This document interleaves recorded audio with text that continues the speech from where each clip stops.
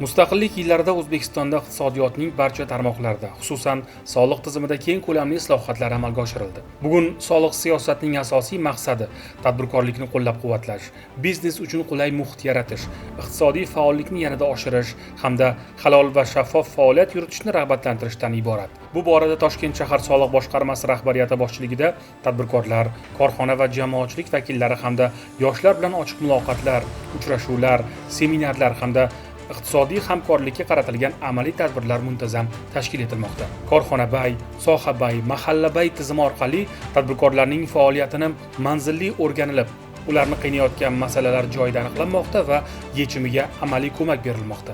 Shuningdek, yosh tadbirkorlarni qo'llab-quvvatlash, ularning tashabbus va g'oyalarini ro'yobga chiqarish maqsadida yoshlar bilan uchrashuvlar muntazam tashkil etilmoqda. Uchrashuvlarda yoshlarning biznes loyihalari, taklif va muammolari o'rganilib, ularga tadbirkorlik faoliyatini qonuniy va samarali yo'lga qo'yish bo'yicha amaliy ko'mak berilmoqda.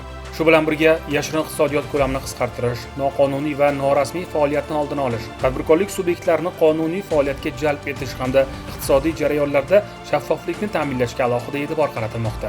Bunday yondashuvlardan maqsad bitta: tadbirkorga bosim emas, ko'makni, tekshiruv emas, servisni, talab emas, hamkorlikni taklif etish. Chunki tadbirkorlik rivoji yangi ish o'rinlari, yangi imkoniyatlar va barqaror iqtisodiy o'sish demakdir. Yashirin iqtisodiyotga qarshi kurashish esa halol mehnat qilayotgan tadbirkorlarni qo'llab-quvvatlash, teng raqobat muhitini yaratish va mamlakatda iqtisodiy salohiyatni yanada oshirishga xizmat qiladi. Mustaqillik, iqtisodiy taraqqiyot, tadbirkorlik erkinligi, yoshlar tashabbusi, shaffof iqtisodiyot va farovon kelajak sari dadil qadamdir.